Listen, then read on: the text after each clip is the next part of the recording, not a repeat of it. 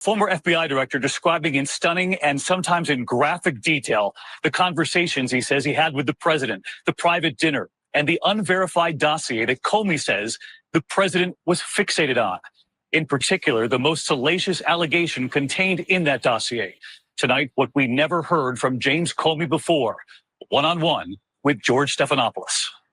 As you headed into Trump Tower that day, were you nervous? Yes. FBI Director James Comey was with a group of intelligence agency heads briefing the president-elect and his top aides on how the Russians interfered in our election. President-elect Trump's first question was to confirm that it had no impact on the election. The intelligence community does intelligence.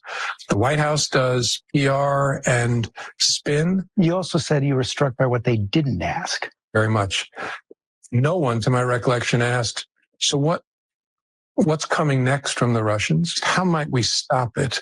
What's the future look like? It was all, what can we say about what they did and how it affects the election that we just had?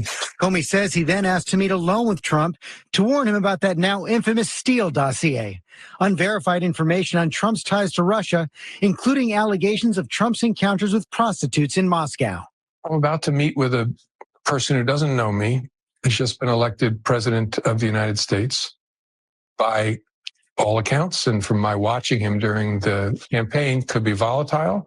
And I'm about to talk to him about allegations that he was involved with prostitutes in Moscow and that the Russians taped it and have leverage over him. Did you tell him that the Steele dossier had been financed by his political opponents? No.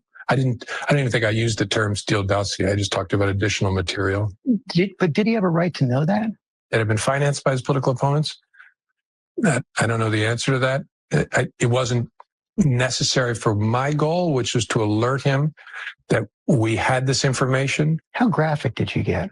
I think as graphic as I needed to be. I started to tell him about the allegation was that he had been involved with prostitutes in a hotel in Moscow in 2013 during a visit for the Miss Universe pageant, and that the Russians had filmed the episode. And he interrupted very defensively and started talking about it. Do I look like a guy who needs hookers? And I assumed he was asking that rhetorically. I didn't answer that. And then I just moved on and explained, sir, I'm not saying that we credit this, not saying we believe it. We just thought it very important that you know. Did you tell him you thought it wasn't true, or you didn't know if it was true or not? I never said I don't believe it, because I couldn't say one way or another. How weird. You see what they're doing here, right? I mean, that's the thing. We have the benefit of hindsight now. We know everything, or we know a whole lot more. I don't know if we'll ever know everything, but you see what he's doing here.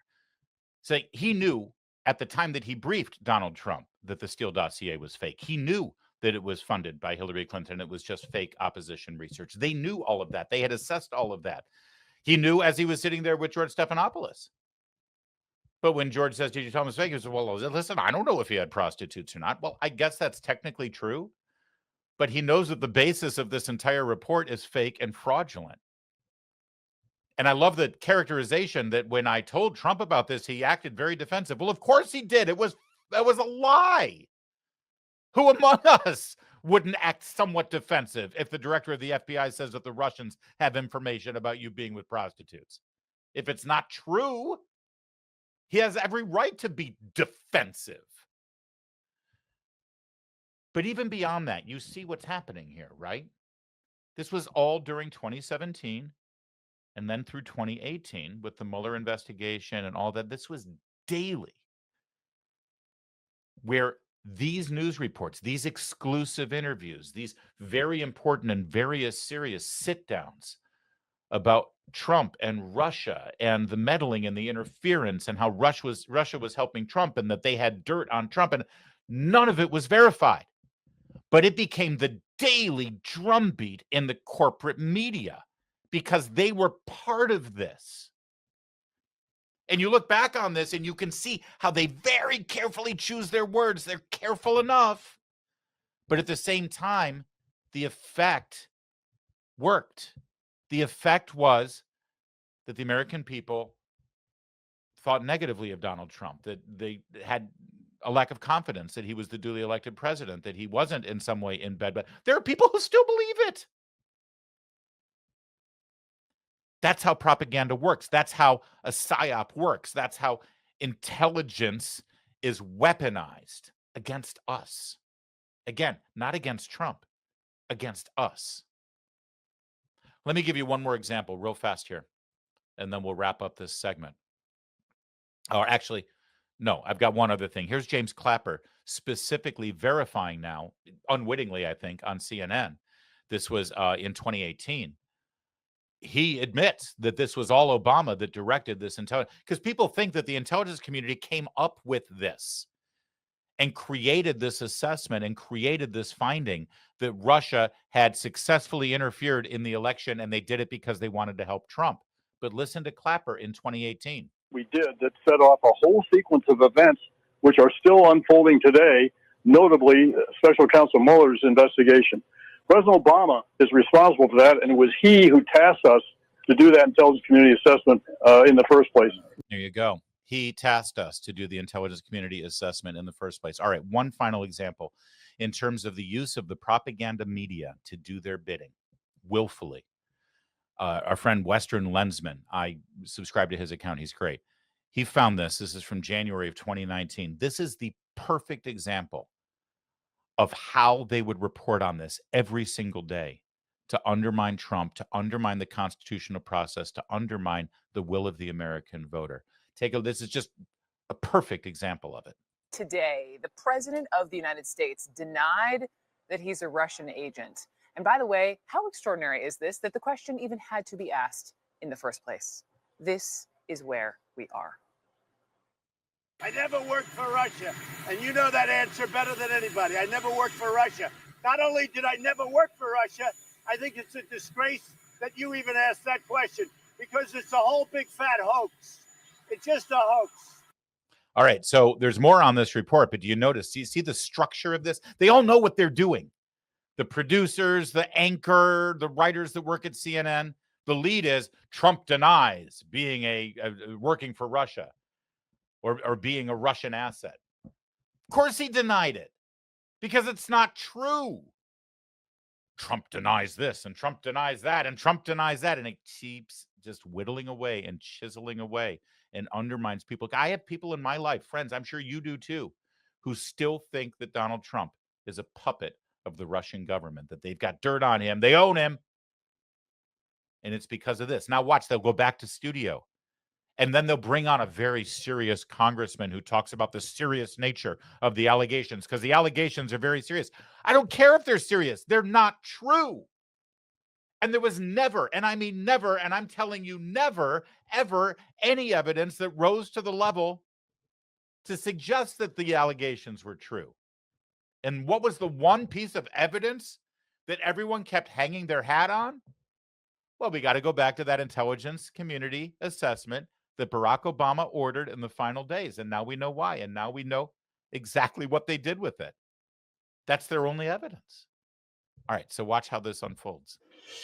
That is President Trump today pushing back against the bombshell reporting over the weekend that the FBI opened an investigation into whether or not he was working on behalf of Russia, specifically after the president fired James Comey as FBI director back in May of 2017. This is a very grave matter. The fact that we're asking the question as you began this segment, is the president of the United States a Russian operative? It's extraordinary. Is itself extraordinary? And this is this really getting to the truth, frankly, is more important than precedent or executive privilege. You heard the president in front of the White House this morning saying that he has not worked for Russia. Do you think he's compromised? Why did I have the eerie recollection of Richard M. Nixon saying to the national audience, "You need to know if the president's a crook, and I am not a crook"? Do you have any evidence? Do we have evidence? Well, we're about to get some, aren't we? You see what they did? And do you see how they did it?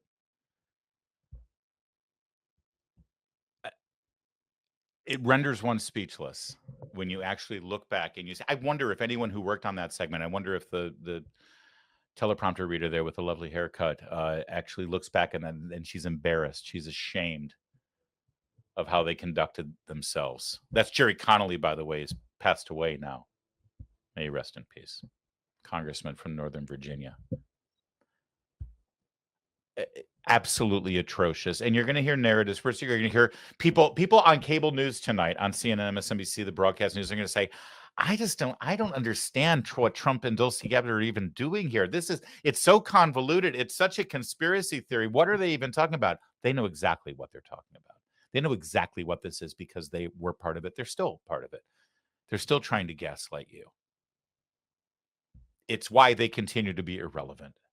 It's why you continue to not believe them. It's why you find alternative avenues for your news and information and analysis. And thank God we have each other through all of this, because things will never be the same and we can never trust them again, honestly.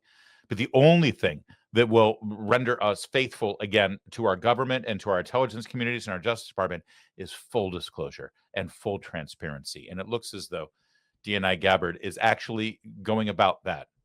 I wish that they put together a bigger narrative. I wish that they could help communicate this better and more concisely.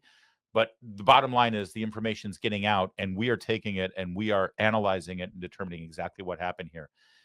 And you're going to stick with us as we learn more and more and more, because it's the only way, ultimately, we can keep our constitutional republic.